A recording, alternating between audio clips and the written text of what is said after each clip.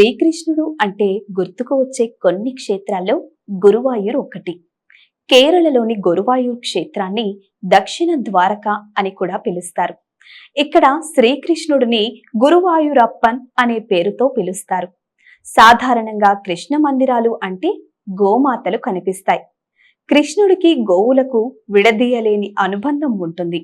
కానీ గురువాయూర్లో కన్నయ్యకు ఏనుగులకు విడదీయలేని అనుబంధం ఉండడం విశేషం.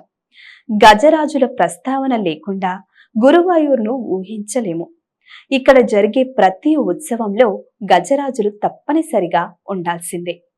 10 రోజుల పాటు వార్షిక బ్రహ్మోత్సవాలు అంగరంగ వైభవంగా జరుగుతూ ఉంటాయి. తిరుమలలో శ్రీవారి బ్రహ్మోత్సవాల సమయంలో ఒక్కో రోజు ఒక్కో ప్రత్యేకమైన వాహనంలో స్వామివారు ఊరేగితే, గురువాయూర్లోని శ్రీకృష్ణుడు గజరాజులపై ఊరేగుతాడు.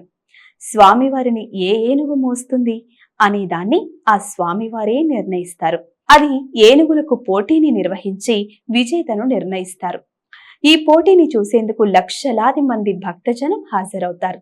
గురువాయూర్లో ఈ పోటీని కన్నుల పండుగగా నిర్వహిస్తారు. గురువాయూర్లో జరిగే ఉత్సవాల్లో కుంభం ఉత్సవం అత్యంత ప్రధానమైంది. అత్యంత జనాధారణ పొందింది. ఈ ఉత్సవం ప్రధాన ఉద్దేశం విజేతను నిర్ణయించడమే. ఈ పోటీల్లో పలు ఏనుగులు పాల్గొంటూ ఉంటాయి. దాదాపు 3 కిలోమీటర్ల పాటు ఏనుగులు పరుగులు తీస్తాయి. పున్నత్తూర్ కోట దేవస్థానం నుంచి గురువాయూర్ ఆలయం గోపురం వరకు ఈ పరుగు పోటీలు జరుగుతాయి. ఈ పోటీలో గెలిచిన ఏనుగు కృష్ణ ఆలయంలోని తెడంపును మోసుకెళ్లే అవకాశాన్ని దక్కించుకుంటుంది. ఏనుగు పరుగు పందాన్ని ఆనయోట్టం అనే పేరుతో పిలుస్తారు. లక్షలాది మంది భక్తులు ఈ అనయోట్టం వేడుకను చూసేందుకు తరలి వస్తారు. గురువాయూర్ పుర వీధుల్లో మావటీల సారథ్యంతో గజరాజులు భూమి దద్దరిల్లేలా గింకారాలతో పరుగు పందాలతో పోటీ పడడం విశేషం. కాగా ఈ ఏడాది బాలు అనే ఏనుగు విజేతగా నిలిచింది. చెంతమరాక్షన్ 2వ స్థానంలో, దేవదాస్, నందన్ ఏనుగులు 3, 4 స్థానాల్లో నిలిచాయి.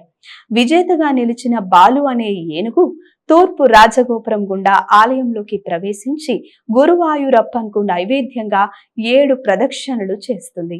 ఈ ప్రదక్షిణ తరువాత జరిగే ఉత్సవాల్లో భాగంగా నిర్వహించే శివేలి ఆచారంలో శ్రీభూత బలి ఊరేగింపులో గురువాయూరప్పన్ బంగారు విగ్రహాన్ని మోసుకెళ్తుంది. ఎన్నో శతాబ్దాలుగా ఈ ఆచారం కొనసాగుతూ వస్తోంది. అయితే 7 దశాబ్దాల క్రితం పద్మనాభన్, కేశవన్ అనే ఏనుగుల గురించి అక్కడి ప్రజలు కథలుగా చెప్పుకుంటూ ఉన్నారు.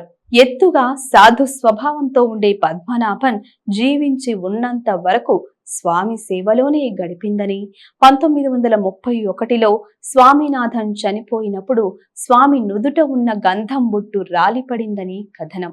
ఆ తరువాత ఆ వారసత్వాన్ని కేశవన్ అనే ఏనుగు కొనసాగించింది. స్వామివారిని తనపై ఎక్కించినంత సేపు భక్తితో ముందు కాలిని ఎత్తి పెట్టుకుని ఉంటుందని చెబుతారు. కేశవన్ వంటి ఏనుగు భక్తికి మెచ్చిన సంస్థానం గజరాజు అనే పేరుతో సత్కరించారట. కాగా ఈ గజరాజు 1976లో ఏకాదశి రోజున ఉదయాన్నే స్వామికి అభిముఖంగా తిరిగి దేహాన్ని చాలించింది. పున్నత్తూర్ కోటలో ఏర్పాటు చేసిన ఏనుగుశాలలో కేశవన్ ఏనుగు విగ్రహాన్ని ఏర్పాటు చేశారు. ఇది క్లుప్తంగా గురువాయూర్ ఏనుగుల చరిత్ర. Please subscribe to the channel and download the Politicos app from the links in the description.